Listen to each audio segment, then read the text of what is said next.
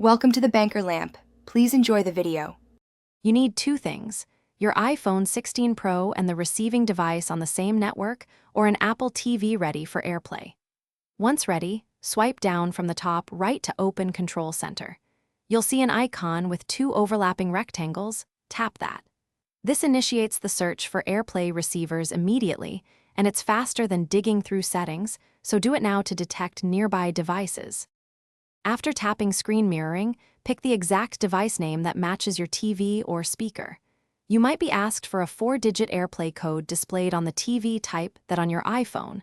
It authorizes the connection and keeps access secure.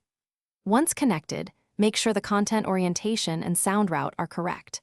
Some apps mirror video only, others mirror audio too. If anything lags, move closer to the router, or switch to 5 GHz Wi-Fi to improve stability. When you're done, stop mirroring by opening Control Center and tapping Stop Mirroring. You can also disconnect from the AirPlay menu in the Playing app. Make sure both devices run the latest software to avoid compatibility issues. If mirroring won't connect, restart the Wi-Fi on both devices, toggle AirPlay off and on, and temporarily disable any VPN. That often blocks local network discovery. If problems persist,